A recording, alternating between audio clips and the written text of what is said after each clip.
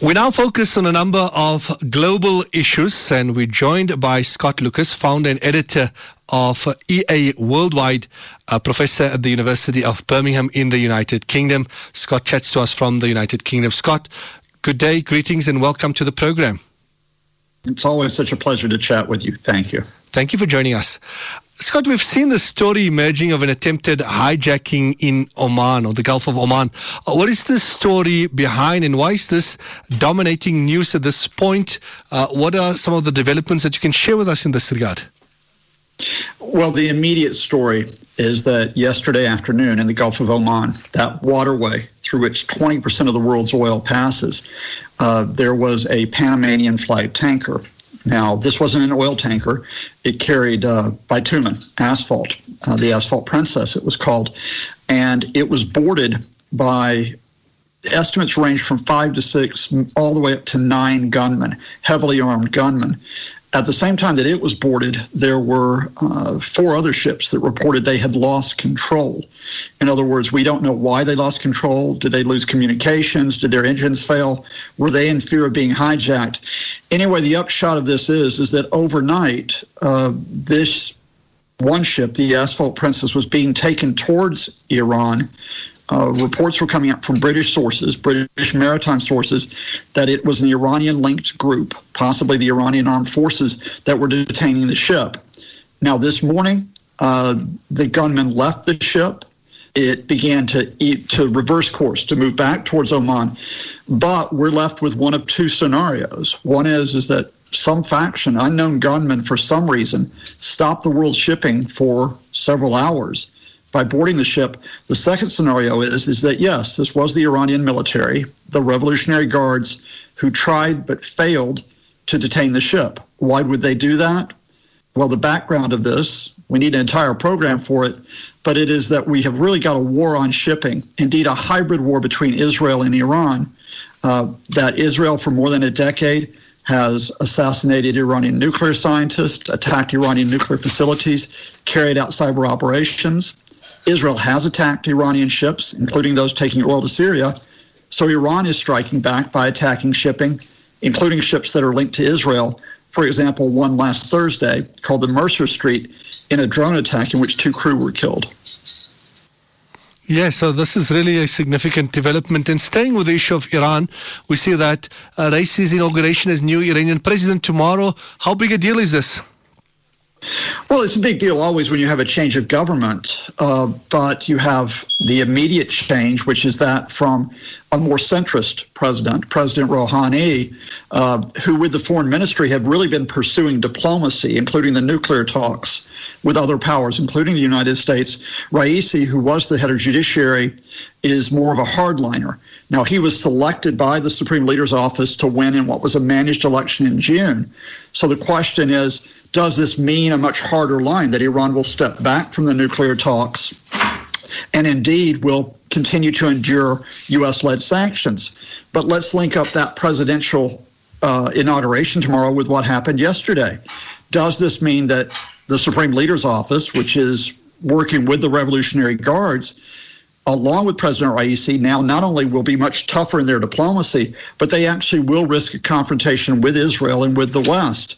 We have to wait and see, but I think this is probably the most difficult period in relations with Iran since 2019. Yes. Then coronavirus, Delta variant, and vaccine hesitancy. What's the reason? Disinformation?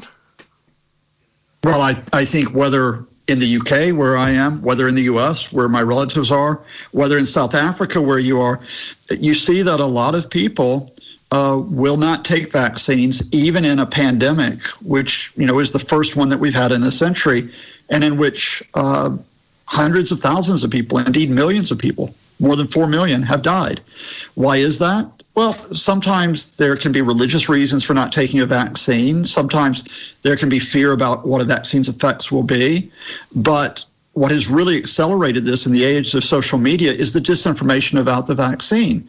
The coronavirus vaccines, which are between 80 and 95% effective in preventing the contraction of coronavirus, which are almost 100% effective in preventing hospitalization and death. But people hear these stories that are put out by anti-vaxxers and by coronavirus deniers, that you'll be controlled by Bill Gates or George Soros if you take the vaccine, that the vaccine has these absolutely deadly side effects, that it is all part of a plot by governments to control us. None of this is true, but in a very uncertain world where it's very difficult sometimes to understand the science of coronavirus, people get scared. I think in the UK, where we have more than 90% of people who've taken a first dose, more than 90% of adults who've taken a first dose, I think the tide has turned in favor of dealing with this. In the United States, my country, where only about 60% of American adults have been fully vaccinated, it's a much more difficult proposition, especially with the Delta variant surging in the United States as it is doing in other countries. Yes, that is really an issue. Tunisia's latest in terms of the power conciliation. What's going on there? Sorry, the power conciliation in which country? In Tunisia. In Tunisia, sorry. We move around the world and I sometimes lose my place.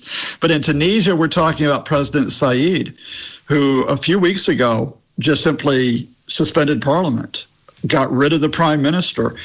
In effect, all of those institutions that we were talking about the 2011 revolution in Tunisia at the start of the so-called Arab Spring, they were swept aside in what is not quite martial law. President Said is not a general. He's not the head of a military, but he, in effect, is trying to exert full authority.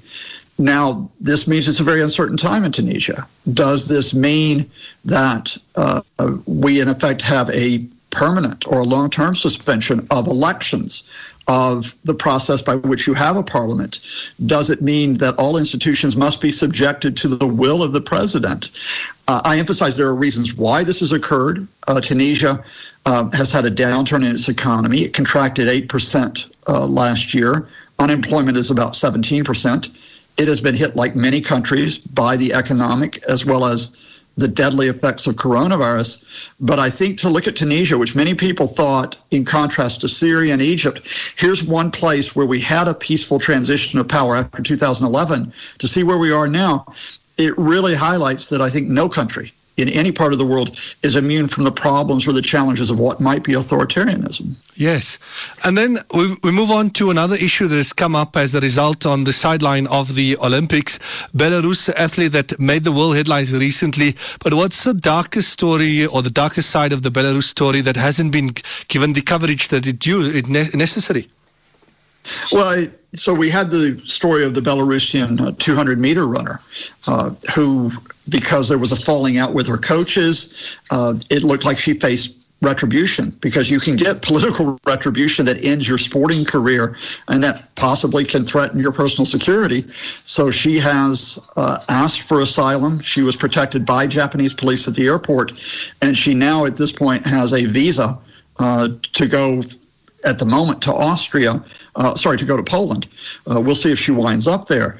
But while that story was unfolding, what I found interesting is that on Monday, one of the leading Belarusian activists, a man named Mr. Shishkov in Kiev, based in Ukraine, who was helping other Belarusians get out of the country when they were at threat of being detained or possibly worse by authorities, he is found dead in a park in Kiev, and it appears he might have been murdered.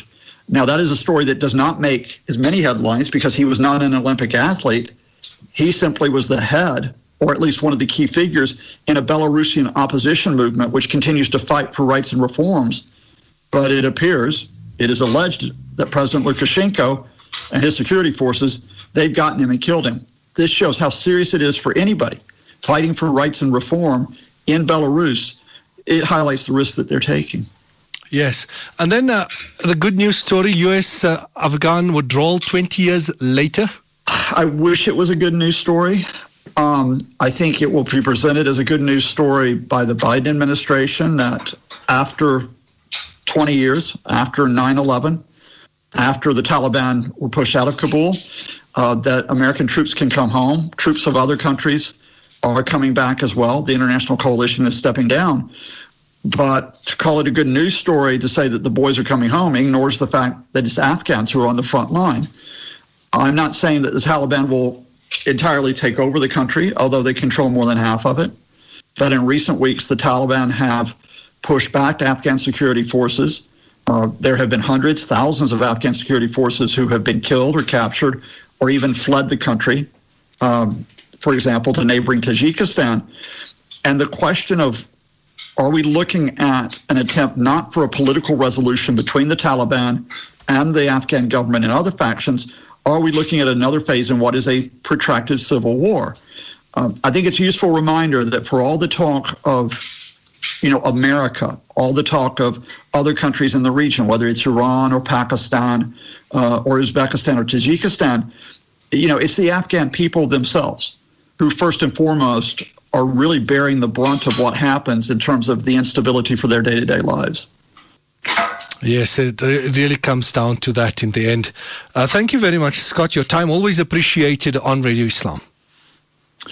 Thank you very much. Thank you. Have a lovely day. All your listeners. Bye-bye.